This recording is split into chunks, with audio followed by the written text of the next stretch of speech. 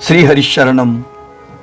ओम कृष्णाय वासुदेवाय देवकीनंदनाय च नंदगोपकुमाराय गोविंदाय नमो नमः। ब्रह्म शब्द से बृहत, जाति, कमलासन और वेद कहे जाते हैं। उनसे किसको ब्रह्म समझें, इस प्रकार आशंका होने पर उसके निराकरण के लिए कहते हैं।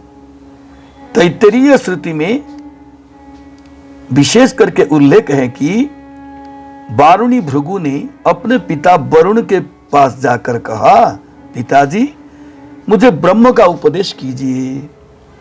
तब वरुण ने कहा, जिससे यह समस्त जगत उत्पन्न होता है, जिसके द्वारा जगत अवस्थित है और प्रलय के समय यह समस्त जगत जिसमें प्रवेश करता है वह ब्रह्म है, उसकी जिज्ञासा करो।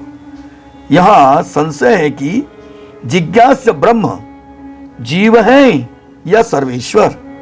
ऐसा भी कहा गया है कि विज्ञान ब्रह्म के जान लेने पर जीव निष्पाप होकर सर्वेश्वरत्व की प्राप्ति करता है, तब उसको प्रमादग्रस्त नहीं होना पड़ता है। यहां जीव का ब्रह्मत्व तथा ध्येयत्वादि कुछ सुनने में आते हैं। अतः जीव से जगत आदि की उत्पत्ति आदि की संभावना भी है। अतः जिज्ञास्य ब्रह्म जीव भी हो सकता है।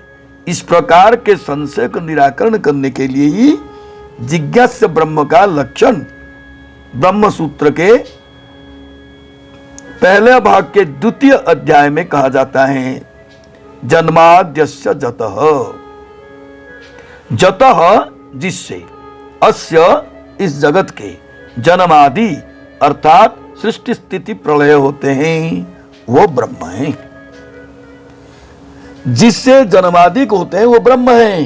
यहां तदगुण संविज्ञान बहुब्री समाज से जन्म स्थिति नाशादिक जानने चाहिए। यह 14 भुवनात्मक विश्व ब्रह्मा से लेकर स्तंभ पर्यंत अनंत कर्तृत्व भोक्तृत्व से युक्त है। नाना प्रकार के कर्म फल के आधार जीव के विचार से भी यह परे हैं। अति विचित्र रचनामय विश्व के जन्म स्थिति नाशादिक जिस अचिंत्य शक्तिशाली स्वयं कर्ता एवं भोक्ता रूप और निमित्त उपादान स्वरूप परम पुरुष से होते हैं, वह ब्रह्म ही जिज्ञास्य है। व्यापक धर्म गुण के कारण भूमा और आत्मा शब्द की मुख्य वृत्ति पुरुषोत्तम भगवान में है। इस सब विषय का भूमाधिकरण तथा वाक्यान्वयाधिकरण में आगे निर्णय होगा। ब्रह्म शब्द सीमा रहित अतिशय गुण योग के हेतु भगवान में मुख्य है। किस लिए ब्रह्म कहा जाता है? विशाल गुण समूह रहने के कारण। इस श्रुति के वचन से ब्रह्म शब्द भगवान में मुख्य प्रयोज्य है। अन्य स्थल में राज सेवकों में जैसे राजा शब्द का प्रयोग होता है, उसी प्रकार के गुणों के अंश रूप में स्थित रहने के कारण जीव में उपचार है। अतः अपने आश्रित जनों के वात्सल्य सागर रूप ब्रह्म व पर ब्रह्म नामक पुरुषोत्तम ही त्रिताप से पीड़ित जीवों के लिए जिज्ञासा योग्य है, अर्थात जिज्ञासा का विषय है। भगवान में गुणों का अध्यास है ऐसा नहीं कहा जा सकता, क्योंकि यहां वास्तविक ब्रह्मत्व का प्रसंग है। जिज्ञासा शब्द का अर्थ है जानने की इच्छा। ज्ञान परोक्ष और अपरोक्ष रूप से दो प्रकार का है।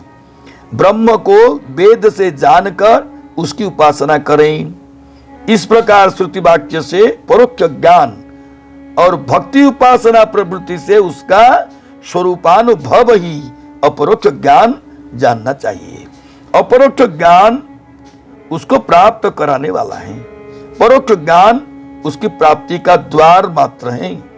ब्रह्म ज्ञान के विषय में जीव की अपनी स्वरूप ज्ञान की जो उपयोगिता है उसे कहते हैं ब्रह्म से जीव पृथक हैं। इस प्रकार प्रतिपादन होने के कारण दोनों का अद्वैत होना अभिप्रेत नहीं है।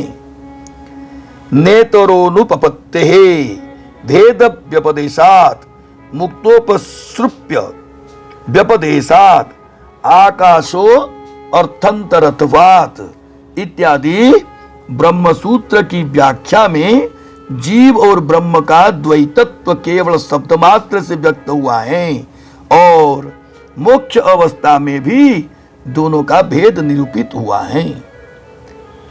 गोविंद कृपानुगा टीका में कहते हैं जीवात्मा को भी भूमा और सुख स्वरूप एवं ब्रह्म कहा जाता है।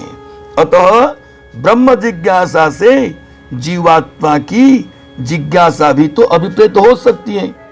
इसके उत्तर में कहते हैं कि जिससे समस्त जगत जीवों की उत्पत्ति स्थिति और लय होती है वही ब्रह्म ही यहाँ जिज्ञासा करने योग्य है, न कि जीवात्मा।